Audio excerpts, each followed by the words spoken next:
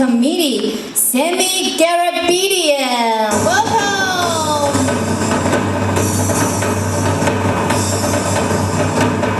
让我们以最热烈的掌声欢迎 Sammy Garabedian. Thank you.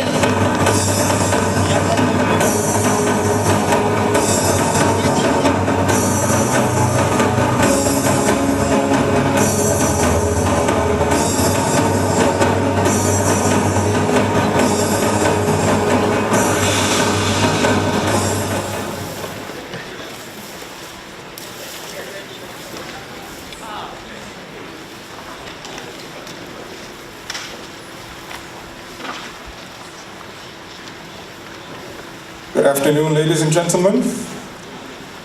It gives me, again, on behalf of the Education Committee and Fisu, to welcome you to the Fisu World Conference. My name is, the lady said, my name is Sammy Garabedian from the Great Education Committee, and I will be the moderator for this session. Our speakers will each have 30 minutes, which includes a question and answer at the end. And as Chair Berg and Dr. Tai from the University of Taipei both mentioned, that the main theme of the conference is university sport, globalizing and universalizing participation. And who better to give us their insights on the subject than our next two keynote speakers. Our first keynote speaker is none other than a local person at the University of Taipei, and I hope I'm pronouncing his name correctly, Joshua Ko. He's the Dean of the Office of Research and Development here at the University of Taipei. He's also a Fellow of American College of Sports Medicine. He specializes in human performance and sports nutrition and human metabolism and aging. His speech will be today about the philosophical view of sport competition, globalizing and universalizing participation to university sport. Ladies and gentlemen, could you please give a big hand of applause to Dr. Ku.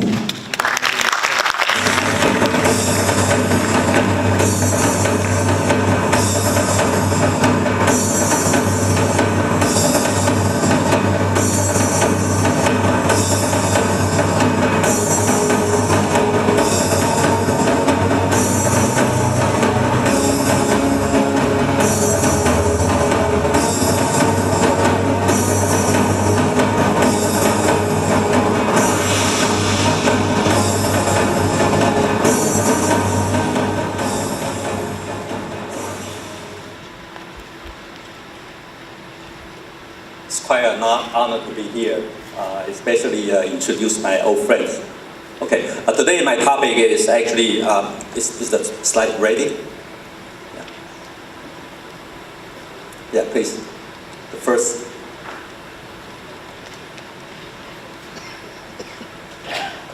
The PowerPoint file. Oh, right there. Okay. Actually, the topic is very short. The value of university sports in global scale. Okay, so today I'm going to introduce you what is the value for those athletes participating in a sports competition in global scale. So that's my main topic. Actually, you are able to transform this topic into the question that what is the value for you to participate to this university sports event?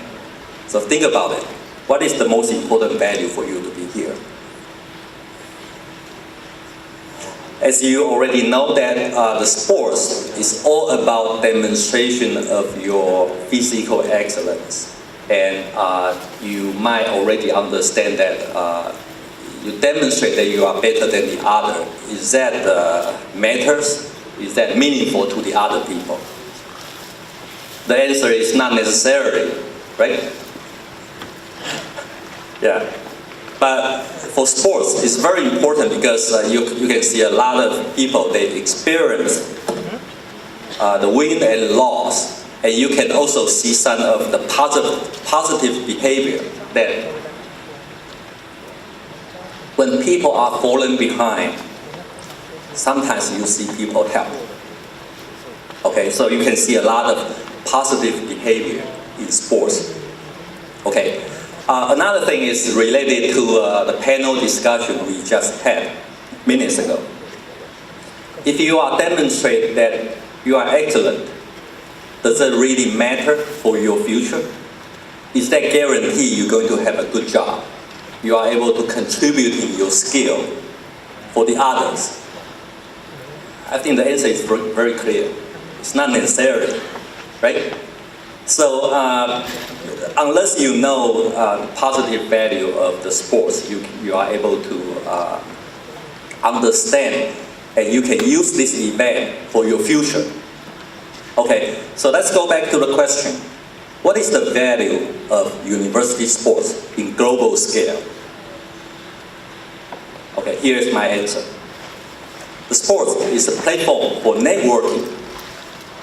Okay, the networking is very important for your future. Okay, so if you are able to demonstrate you are the best in the world, it's not going to guarantee that you have the future, right? So what you need is the networking. Okay. Another thing is the sports is a rule-based human activity, and that is very educational for the people participating the sports event. So I'm going to give some more detail about the two key points that the reason why the sports university sports is valuable for you. Okay, first, the sports is the platform for networking.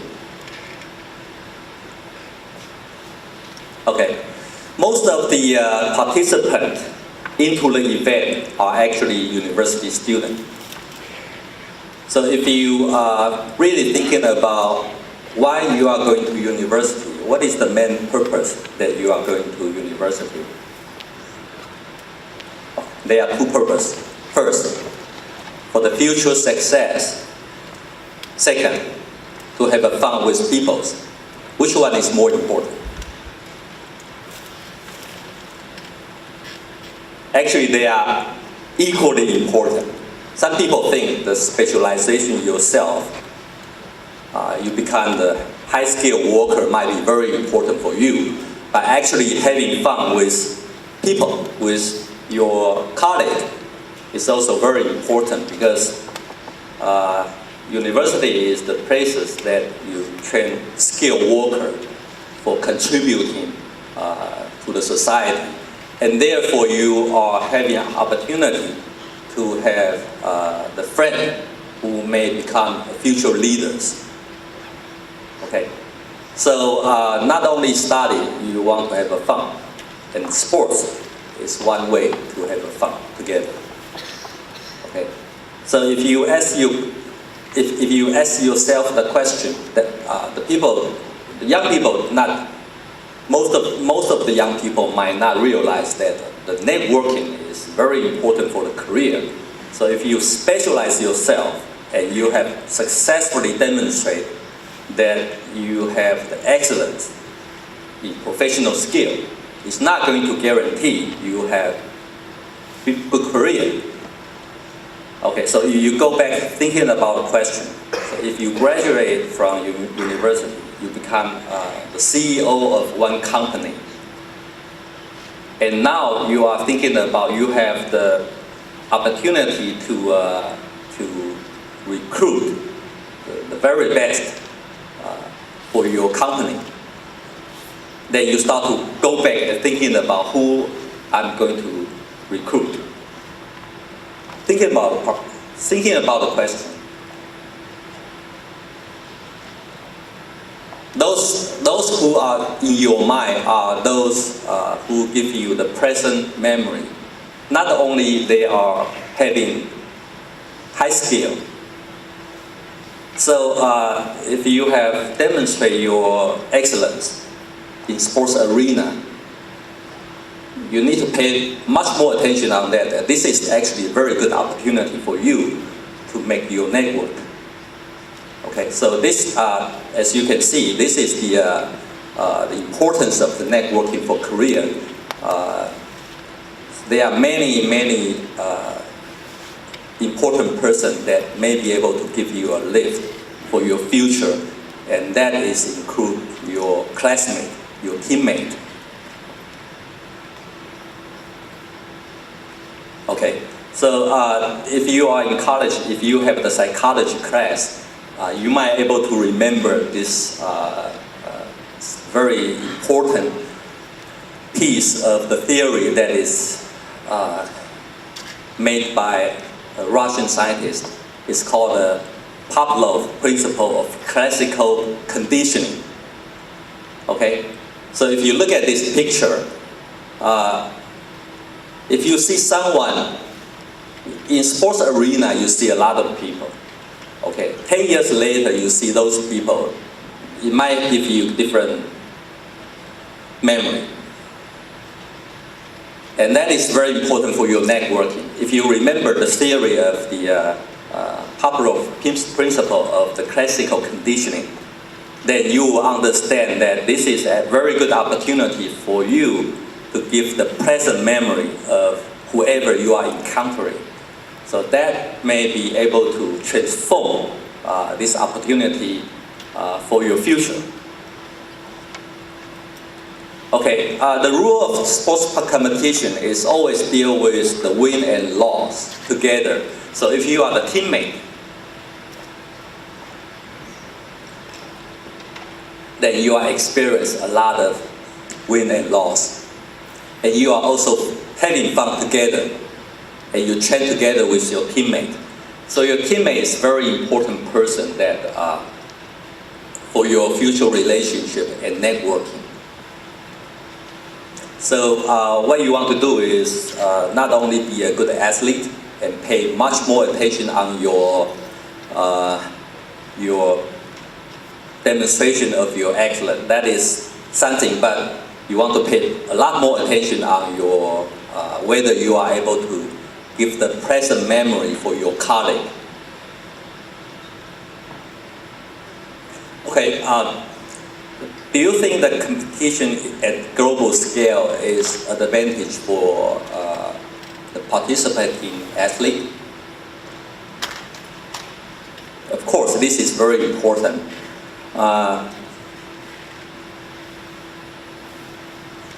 As you can see here, this is the history of global marketing.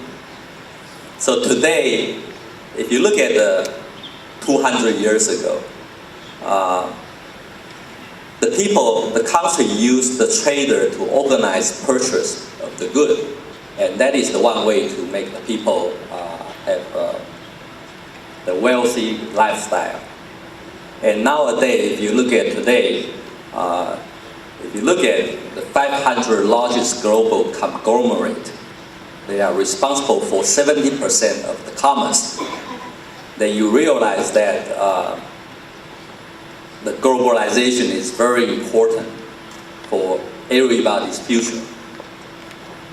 And you might understand that a lot of athletes, 20 years later, they are becoming the future leader of the society. So if you have the good connection, if you make a present memory with those people and you maintain the connection, it is going to be very beneficial for you for the future. So globalization is very important. Let me just give you one example. If you have a very good friend that you are competing together and you keep the contact, 20 years later, one person living in one city who need another person to another country, then you become one of the list pop up in their mind. So that is very important to have the event like a Fisu Universalizing. Okay.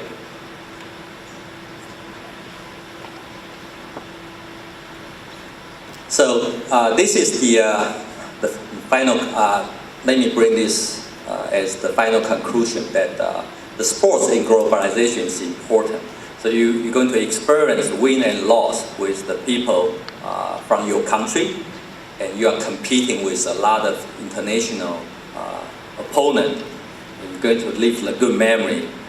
You want to make a friend to all participants and make a friend. Exchange the knowledge. The reason why exchange knowledge is important is because you want to let people know what you specialize. So that is important for the future if you are able to maintain a connection with the successful future leaders. And you want to maintain communication. And sometimes, if anyone is falling behind, that is very good opportunity to give the lift to whoever that is fallen behind. You make the good memory on this way. Okay, because the topic is not belong to my personal academic specialty. So I would like to borrow some of the speaker that has given the lecture many years ago from United States to my university, who is the very young people, very young individual who are very successful person, Frank Lamberti, who is the vice president in finance at the Herbalife. Will you be able to see? This is the remark that, as you can see.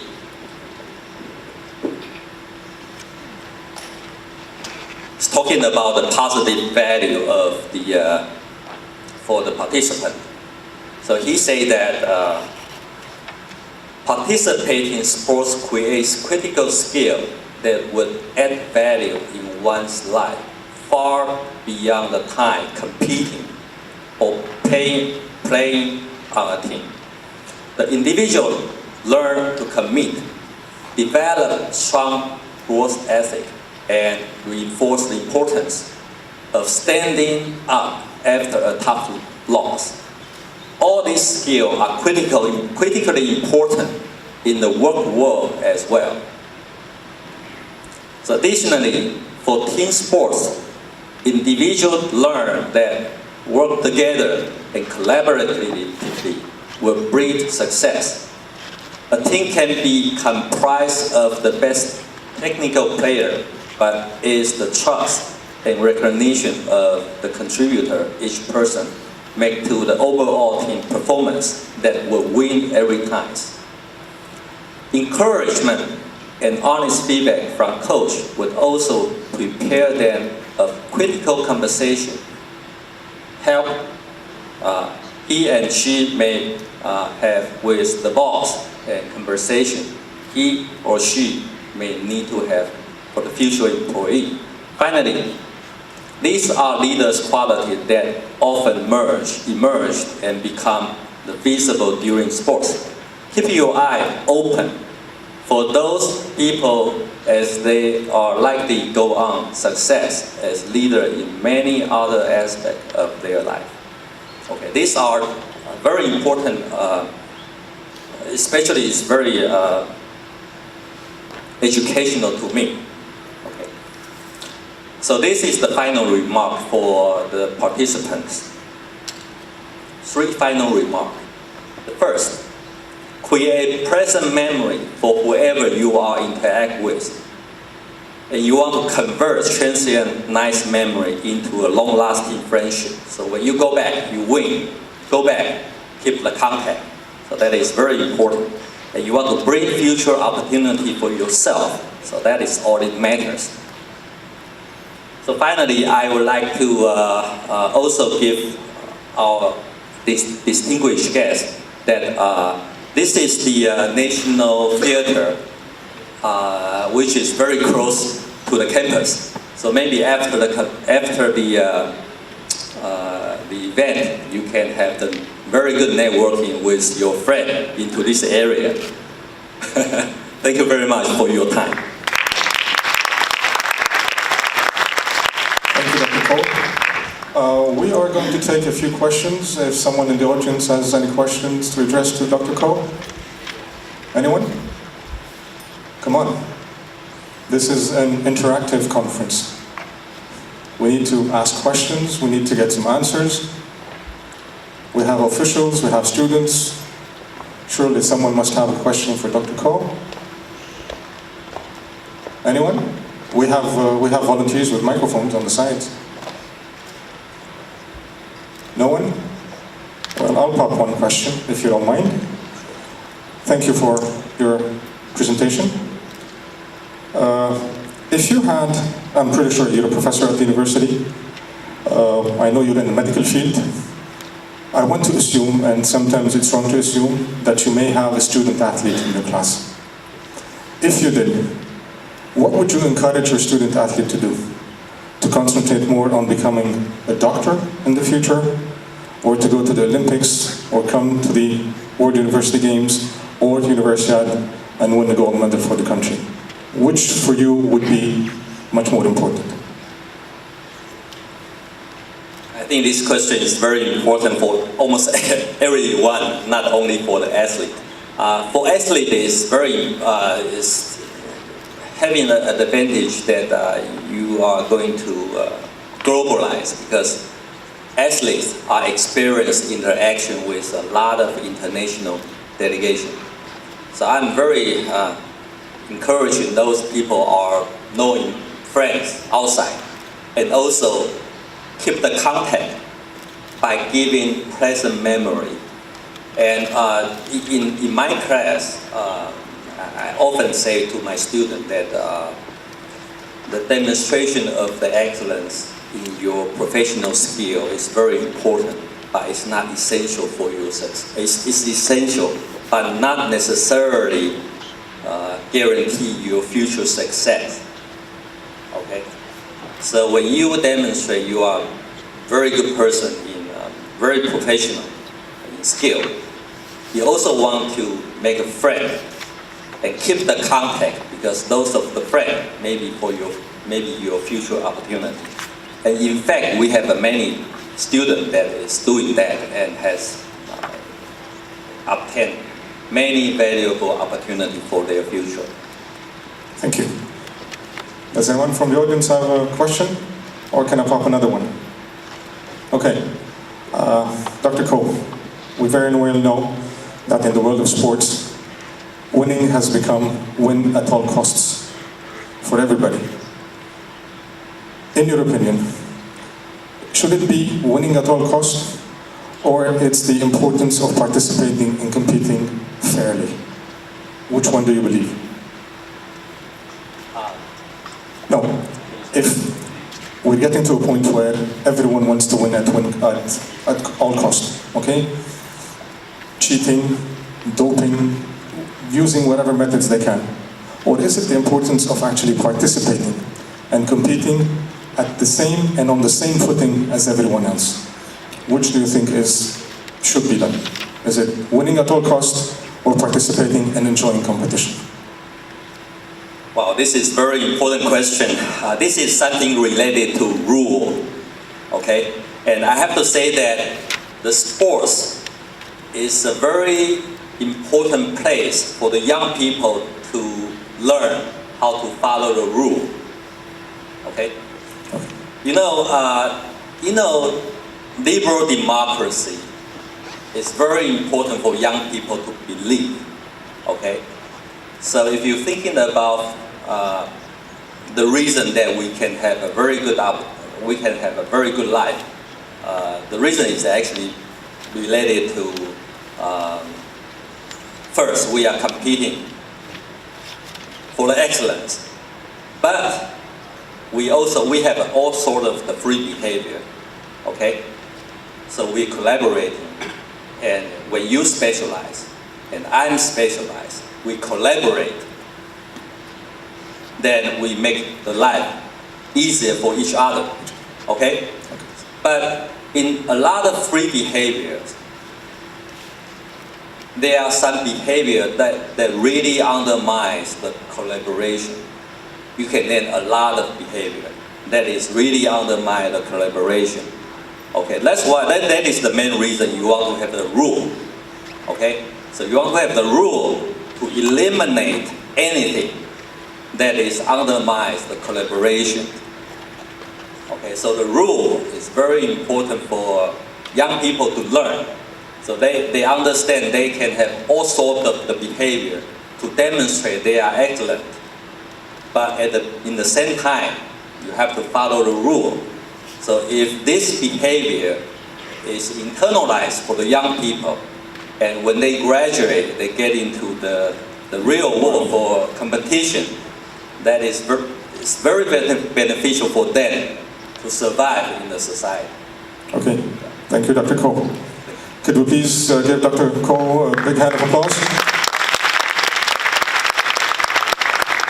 Dr. Ko, please. Small token of our appreciation.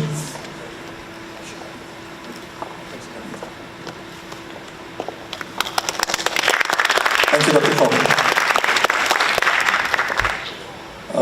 Our next speaker probably no longer needs an introduction. He has been just introduced, and he gave us his thoughts about dual career in the States.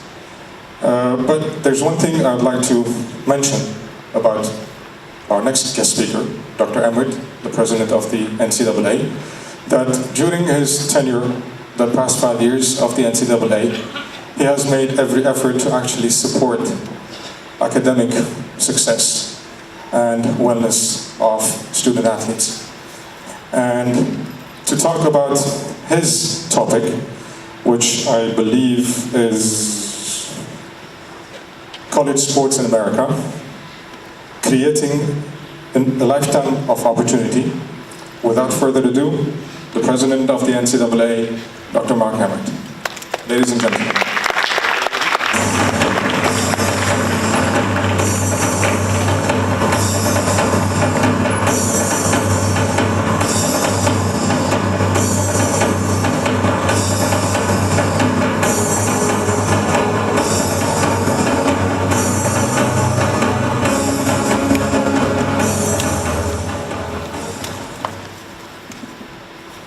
Thank you very much.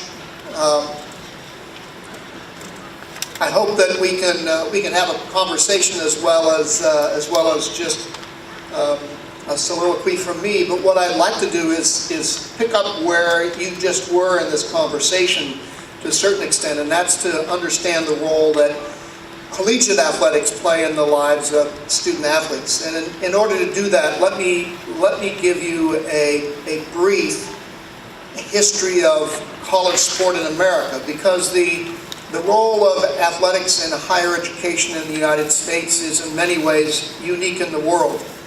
The United States has very little claim due to having been the first in much of anything, because we're a relatively young country relative to the most of the world and most of the nations that are represented in these games this past week or so. But one of the things that did occur nearly 150 years ago, just as American universities were growing and starting to flourish all over the country, was that simultaneously sports were emerging as major competitive events. If you go back to the time of the American Civil War around the 1860s and a little bit before that, higher education in the United States was pretty much an exclusively male activity. The universities and colleges were often in rural areas. Students were there for extended periods of time, and they began participating first in sports among themselves inside the schools, and then eventually they decided to participate in competitions across schools and start playing games against their neighboring schools and colleges. Because there was no other major social activities in most of those communities, these events rapidly grew in popularity, and pretty soon they became part of the major social fabric of the communities within which those colleges existed. And what you found quickly thereafter, sometime around the late 1800s and the turn of the century to begin the 20th century, you found that universities and colleges virtually all had sports teams of various kinds participating in various activities. And at the same time, schools started, because of the wide geographic spread of the United States, schools found that they could enhance their reputations and gain notoriety by competing in sporting events. So you had schools and colleges traveling all across the country to come and compete in these events. The events were attracting very large audiences, and lo and behold, the American higher education system evolved side by side with and coincident with intercollegiate athletics. So much so that I can look at Dr. Koh and I can go like this, and he knows exactly what I'm doing because he's a graduate of the University of Texas. There are very few countries where you can make a hand gesture and immediately make a connection with someone as a fellow alumna or alumnus of a university, but in the United States you can, and it's not because of the strength of the English department, it's because of the strength and popularity and familiarity of the athletic departments. And in the United States, again, because of that history, unlike any other country, college sports has become a very large part of the national entertainment landscape. So much so that college sports occupy a huge part of the television audiences that you see every day. And the events that we conduct in the NCAA have now become extraordinarily popular. Indeed, the basketball tournament, the men's basketball tournament that we run, that's widely known as March Madness, leading up to the Final Four, is one of the most watched events in the entire world now.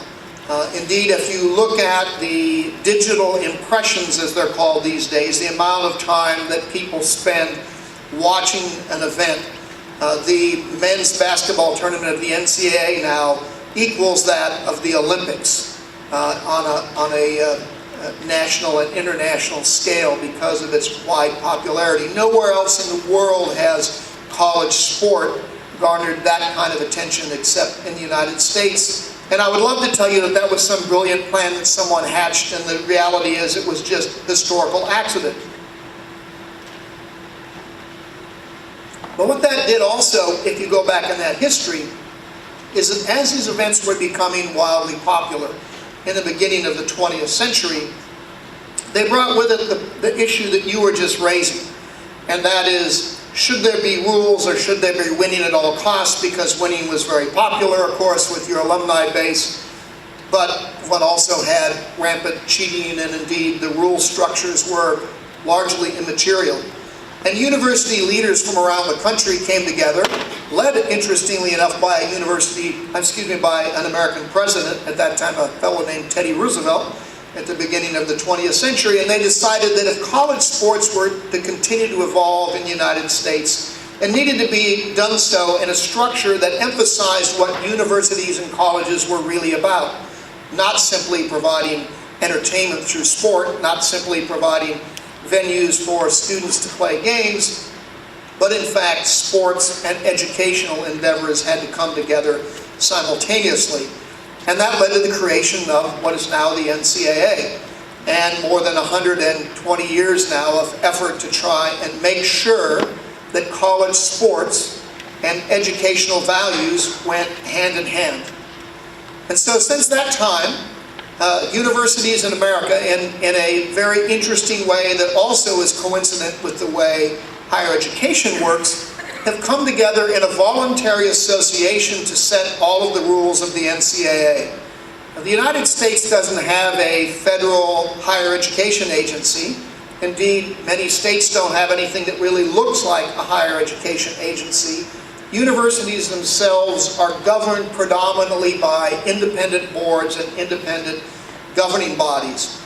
And so when it came time to create a national structure that would put rules and guidelines and policies and practices around college sports, all of the university leaders decided that this needed to be a self-governing representative body that could sit down and craft all of these structures. So university presidents themselves said, we need to put in place rules and regulations. We, the leaders of higher education, need to be the ones responsible for sport.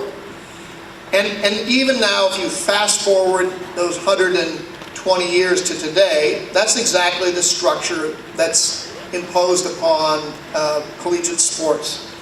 When I sit down with my board, the people for whom I work, it's a body of 16 university presidents covering the waterfront of American higher education, from small liberal arts colleges to great big public universities and to the most elite academic institutions that structure these rules. And so when we sit down and we talk about what are our goals and what are our aspirations, it's to recognize that athletics, intercollegiate athletics, doesn't occur in simply a vacuum around promoting the most impressive entertainment, providing the best athletic performance humanly possible, or maximizing the economic benefit, but stopping and saying we conduct sports in a way to develop the young men and young women who play those games and have the most positive impact on their lives. So again, if you look at the American athletic structure generally, there's plenty of professional sports. The NBA, in basketball, a National Football League, playing American football, a Major League Baseball, in baseball, etc. All of those are professional sport leagues where the athletes have an opportunity to make an enormous amount of money. They have huge followings. They've developed great fan bases, and they're wonderful fun, and they're an important part of Americana. And nobody believes for a minute that college athletes are anywhere near as good as their professional counterparts. If you took the very best American college football team and put it on the field with the very worst professional football team, it wouldn't be a contest the professional team would win handily. If you put the very best college basketball team on the court with the very worst NBA basketball team, it would be no contest. The NBA team would win in a slaughter. It wouldn't be close. But Americans like very much seeing their college teams play other college teams and understand that the athletes themselves are indeed students at those institutions. And so we structure the rules, not always successfully, but try very hard to structure the rules to benefit students in three fundamental ways, and make sure that we're doing this in ways that provide those students the best opportunities for these three things. First and foremost, I work with my university leaders across all three of our divisions, all 1,100 schools, to make sure that this is about students getting an education. Receiving a college education is the variable that will change the lives most impactfully for students.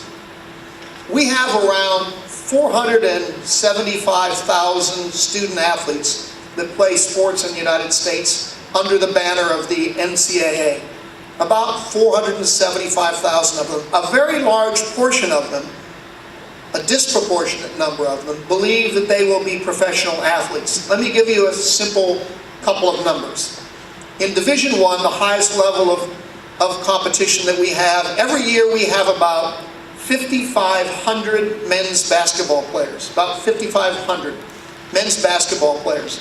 When we survey them, and we survey them all the time, about 3/4 of those young men believe they're going to be professional basketball players. So I don't know what 3/4 of 5,500 is. Somebody can do math faster than me, but well over 3,000 of them believe they're going to play in the NBA. 3,000 of them think they're going to play in the NBA. Does anybody know how many of them will be drafted into the NBA? 40. 40 out of 5,500 will play in the NBA. What will change their lives isn't becoming a professional athlete. The other 98.5% who don't go will have success like all of us in this room. They will become doctors and dentists and lawyers and professors and teachers, and they'll live professional lives like most everyone here does. So the most important thing that's going to change their lives is us in college sport helping them get a degree, helping them be successful in the profession that goes forward. Now, we have a lot of success in that regard. As I mentioned in the earlier panel, the vast majority of universities and colleges, the student athletes, the NCAA athletes, have higher graduation rates than the non-athletes. But we also have challenges, again, as we were discussing, in the time demands that are placed on those students and making sure that they can pursue the careers that they want academically. And we need to continually work on that. But so far, we've been having very positive outcomes for those student athletes. We have extraordinarily positive outcomes also on the academic side because college sport in America provides an enormous source of financial support for students. In fact, in the United States this year, there will be $2.7 billion, not million, $2.7 billion of scholarship money provided to student athletes across all sports at all of our institutions. It's a remarkable source of financial assistance for students as they pursue their academic, not just their athletic careers. That's not to say that this is not without some enormous challenges, and we can talk about those if you want during Q&A. The second thing that we stay focused on, first and foremost, this is about creating opportunities for students through their educational attainment. That's what's going to change their lives the most. The second thing that we try very hard to stay focused on is doing that in an environment that promotes their physical and mental health.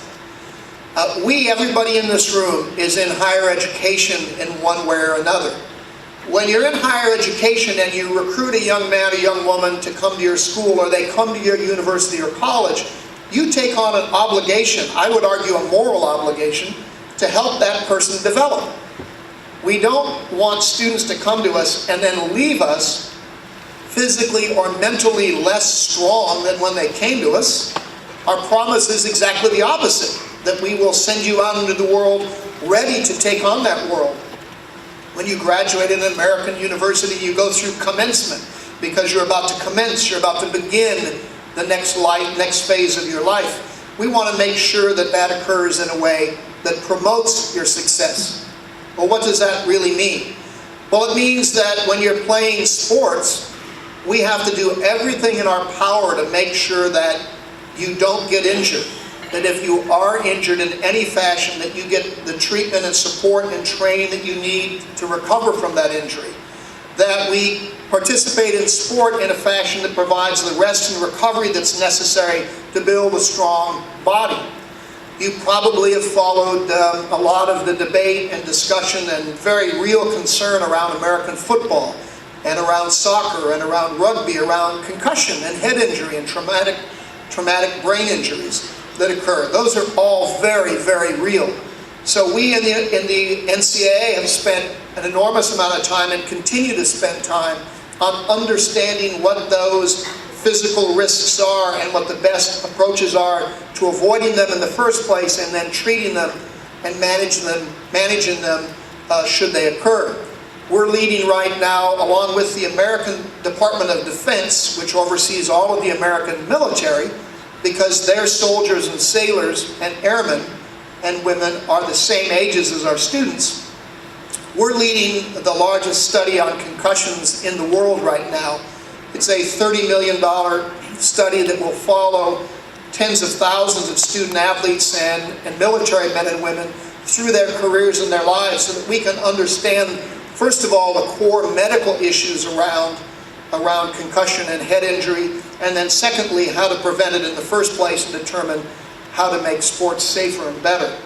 We know that there's any number of medical issues, and this is true, of course, among all of our student athletes participating from all of our nations here in Taipei. We know that there's phenomena that just aren't understood. Women athletes and girls, we don't understand exactly why, but there seems to be an epidemic of knee injuries, of ACL injuries, and other injuries in training and sport. We don't know why. But we know that we need to understand it better and make sure that we're taking care of the training and development needs of young girls and young women, so that they don't suffer these injuries and that we can take care of them effectively. We also know that the pressure that's placed on our student athletes, that they place on themselves as much as anything, to be successful and sometimes hyper successful as an athlete and as a student, is enormously stressful. When we talk to our students today, we know that the mental health issues that they face, of stress and occasionally depression and a variety of other mental health challenges, are severe. It turns out in America, and I suspect in the rest of the world, they're not as high as the rest of society, but that's not an issue that we need to worry about. We need to worry about what's going on with our student athletes. How do we take care of them and promote their mental and physical health simultaneously? So we have been working long and hard on those issues. And then finally, The third thing that we worry about, first, academic success, second, their physical and mental health and well-being, and then third, the third thing we worry about enormously, of course, is playing by the rules, is fairness. We want every student that steps onto a court or onto a field know that they're playing on a fair field, on a level playing field, that the other school, the other team is following the rules, that they have an equal shot at participating and being successful. Secondly, we want to make sure that the relationship between the school itself and the student is a fair one. That a student that comes to one of our schools and says, I will come play basketball for you, I will come play soccer, or I will come and run track for you, knows that the university is keeping to its commitment, or the college is keeping to its commitment to provide them with support, with training, with educational opportunities, with financial support, with all of the things that the school committed to provide that school with, so that that young man or young woman can enjoy the best athletic experience and the best academic experience of their lives. We mentioned earlier, we were talking about, when we were talking about the dual career challenges, that we have in place requirements for academic performance. One of the most interesting things in Division I now is that a student athlete, and these are relatively recent changes we've made, a student athlete can lose his or her scholarship because they fail to be a good student. They can't lose their scholarship because they're not a good athlete. If a student comes to a university now and they're signed up to play basketball, and the coach recruits another young person the next year who's a better basketball player, they cannot take the scholarship away from the student who's not as good a basketball player. They made a commitment to that young person. They're going to abide by that commitment. If, however, that student fails to live up to his or her bargain as a student, doesn't go to class, doesn't meet their expectations, then they in fact can lose their scholarship. Trying to make sure that everybody understands there's fairness here, but we're going to manage that fairness with responsibilities on both sides of the equation.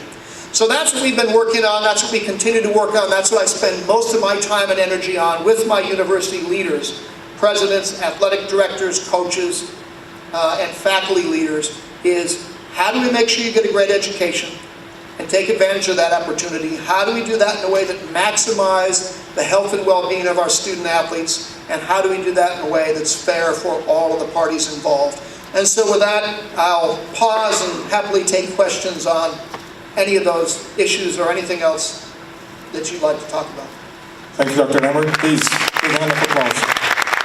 And as Dr. Hammond said, I think we should take a couple of questions from the audience. Everybody's interested in American sports. Anybody? I know. Would you please introduce yourself at the same time? Thank you. Ça prend du temps.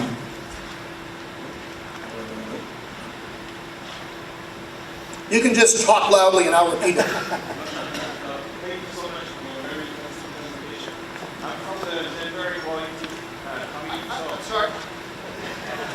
Shop. I'm from the Gender Equality Committee at Fisu, so I have a question related to this topic. Yes. Does the NCAA have a special policy to promote gender equality? Great.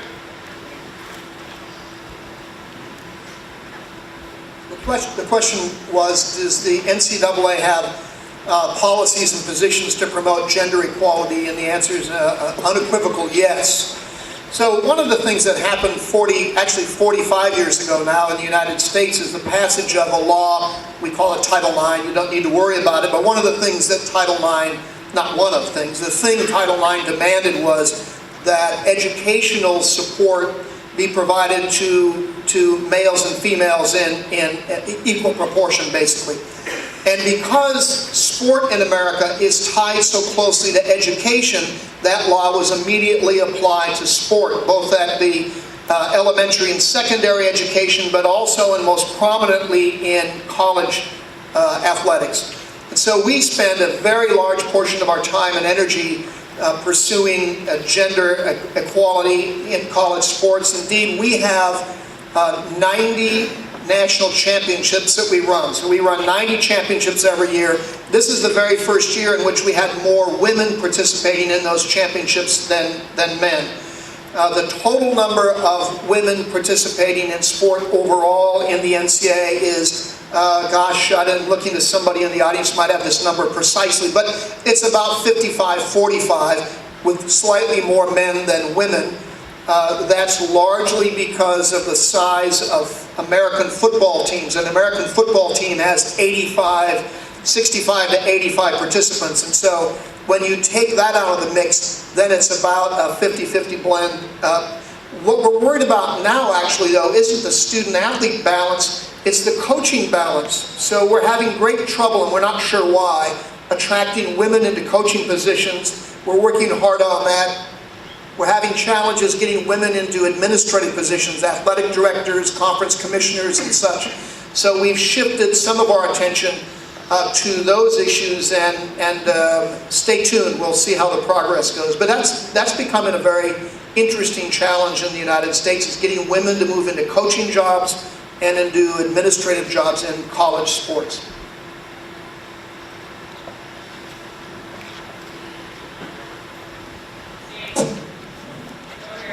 Over here.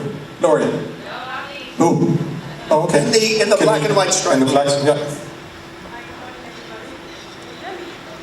No. Can we get the other mic, please? The one that works?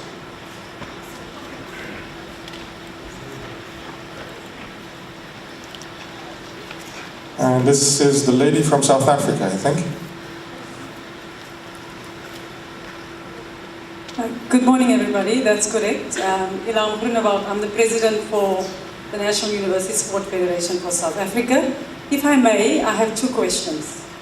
One, when we look at our theme, globalization and universalization, in your opinion, Dr. Emmett, what would you consider as the top two challenges for college sport, and if I may, even on a world stage?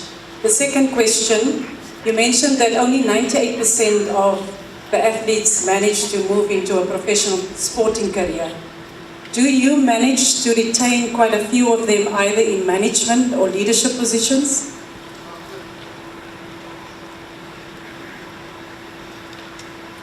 So the first question on internationalization and globalization of college sport, as you know, which is Fisu's mission as well as many others. I think the biggest challenge is the differences of our systems for participating in college sport. The American system is in some ways unique and very mature in the sense that universities and colleges invest a great deal of money in their programs, and so they all have facilities on each of the campuses, and it's just become this integrated part of what an American college experience is all about, and that looks very different than many of the other nations. So finding ways to integrate all of those structures is just a challenge. That's, I think, one of the great things about these games, is that it attempts to do that, and we need to continue to find ways collectively of doing that. And even things like matching up our schedules can be very, very hard sometimes, but those aren't insurmountable. We can make those things work. In terms of student athletes who finish their careers as college athletes and then finish their college degrees, there's a very significant portion of them who want to work in college sport. And many of them do. They'll go to work, in some cases for us, and in our national office we have about 500 employees. We bring in a large number of former student athletes every year as interns, and a good share of my staff are former athletes. But more importantly, universities also will retain them as graduate assistants and bring them in, whether it's in coaching positions or administrative positions. So when you go to an American university, the vast majority of people working in athletic departments in those schools are former athletes of one kind or another. So it's become a really large base of employment for former athletes. Not the majority of them by far, of course, but a good number of them are doing so. And that's something we try very hard to encourage because it's become a significant industry now in the U.S., whether it's at the college level or the high school level or indeed in professional sport. And we get a lot of international former student athletes too coming to the U.S. wanting to work in various fields. Thank you, Dr. Emmert. I think we still have time for one more question. Yes, gentleman right there. Yeah, thank you very much. Actually, I'm from Hong Kong Baptist University. Yeah, okay. I'm from Hong Kong Baptist University, and also I'm the chairman of the University Sport of Hong Kong Federation. So I would like to ask, because NCAA is very popular, in the world, especially for those team sport or spectator sports. For example, basketball, baseball, and football. How about those not mainstream sport? It seems that in the United States, always commercial driven. Okay, if you don't get a sponsorship or lack of spectator, it's hard to support the sport. Like for example, weightlifting. How about badminton? Very popular in China, even in Taiwan. Okay, badminton. But in the United States, badminton is not popular. Table tennis is not popular. So how NCAA can support those not mainstream sport in the future? Okay, give them more support in NCAA. Okay, thank you. It's a great question. So the way the NCAA works, and remember, bear in mind that at our universities, every school, college or university, has a very large number of what we would call recreation sports. So there's a limited number of sports that are NCAA sponsored, and then there's a wide array of sports that are available, but they're not within the boundaries of the NCAA. So I was president of the University of Washington in Seattle, very strong badminton program, but it wasn't part of the NCAA. But they would get support from the school, but not from the association.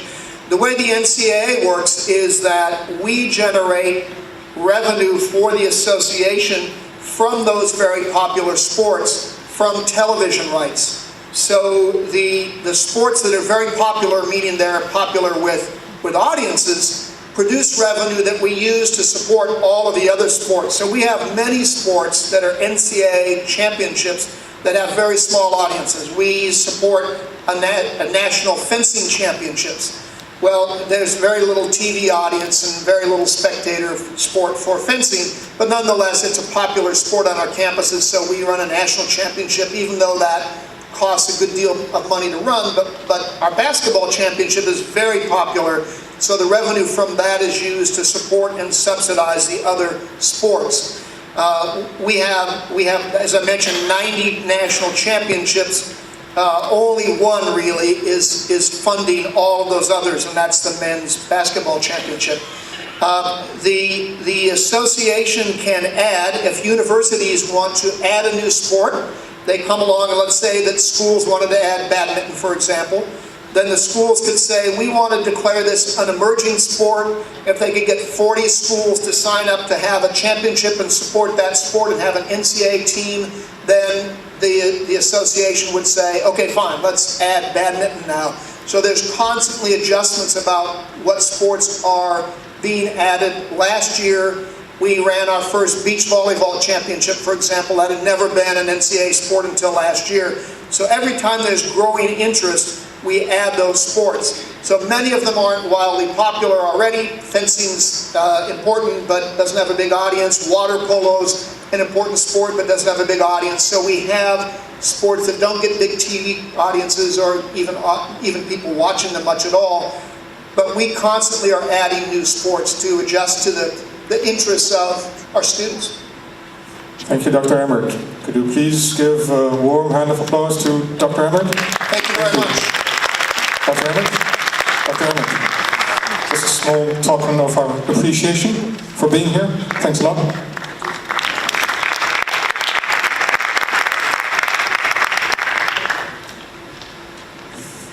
I would like again to thank both Dr. Coe and Dr. Emmert for their great speeches and for the audience that actually asked some really, really interesting questions. The two things I actually got out of both speeches is intertwined. Actually, education and athletics share a mutually beneficial relationship. The participants are called student athletes, a name that actually reflects the balance between academics and athletics. Higher education and university sports share the goal of building better people. And this is something that Fisu has always embraced and embodies, basically, today's stars, tomorrow's leaders. Thank you. And I'm going to give you a very short brief about next things we're going to be doing. We're going to have a coffee pause, and at the same time as you go and enjoy your coffee, we're going to have the Hype exhibition. And please, we need to be back here in exactly 33 minutes to attend the Sports Innovation Spin Final with the Hype Foundation. So please, enjoy your coffee, enjoy the exhibition, and let's meet back here in exactly 33 minutes. Thank you.